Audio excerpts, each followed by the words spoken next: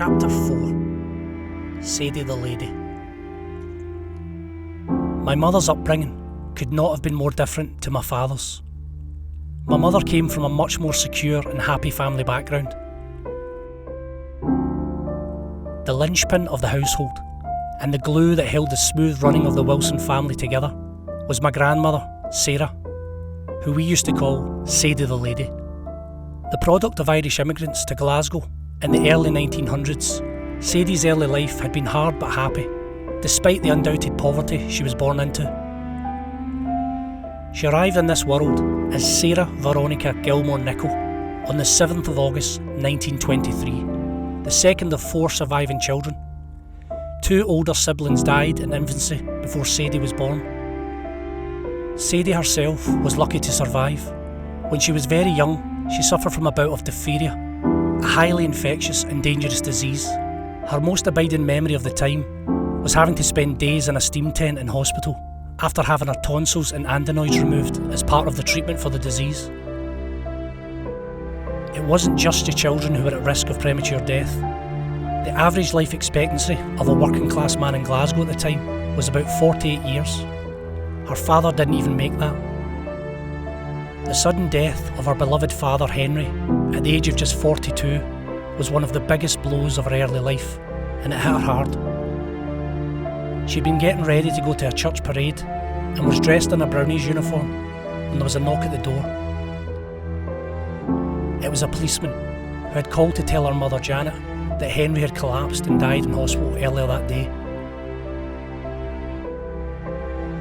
Even though it was a tremendous shock, Sadie said her mother insisted that she and her brother and sisters should carry on and attend the church service.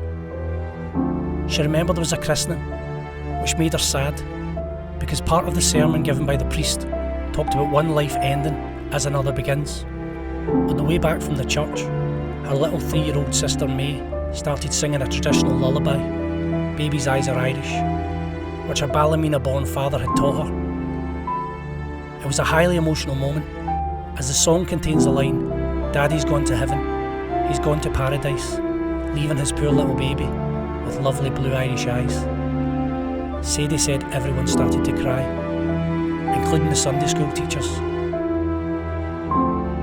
The loss of her father meant Sadie's mum was left on her own, bringing up 4 children in a first-floor flat in one of the old brownstone tenement buildings, while they shared a toilet with 8 other families. Their home had just 2 bedrooms, a living room and a kitchen with a bed in it. That's where her mother slept, while Sadie and her brother and sisters had the bedrooms. They never had much money, but they were a close-knit family, and it instilled in my grandmother the importance of love and stability.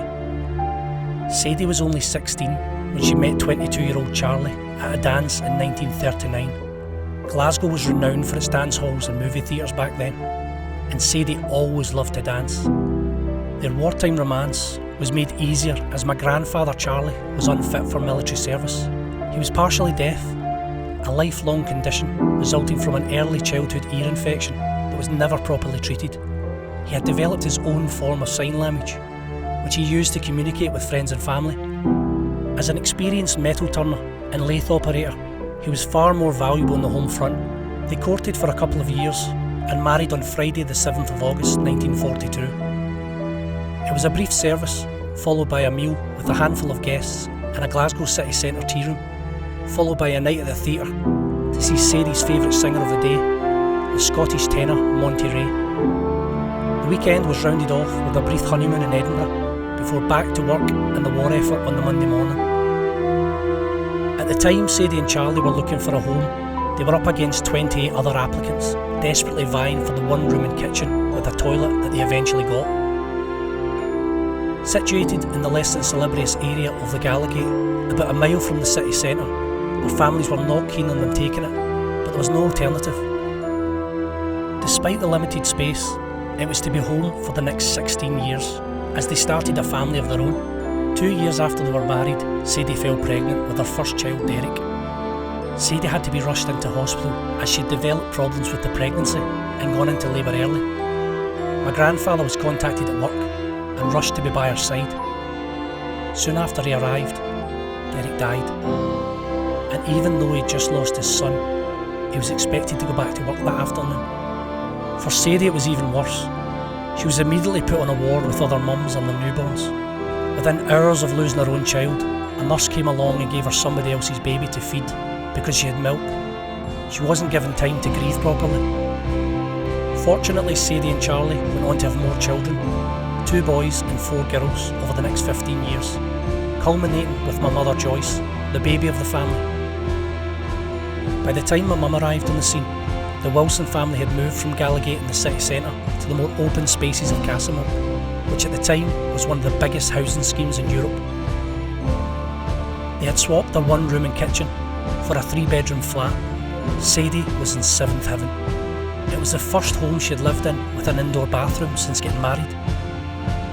Overall, the Wilson family rubbed along pretty well together at the Tormusk Road address for the next 21 years. The biggest source of friction probably came from my mother, as by her own admission, she was something of a rebel. Instead of brothers and sisters, my mum often felt as though she had several sets of parents telling her what to do and trying to give her advice. It was a situation she didn't enjoy and wasn't always willing to accept. My mum, who became very close to her parents in later life, admits that as a teenager she was pretty willful and embarrassed at having an older mother. In many ways, my mother missed the drama that she saw happening in other families around her. It was that teenage angst, coupled with a lack of self-confidence, that caused her to seek an escape from the kind of life that my father so desperately longed to find for himself. It was never going to end well.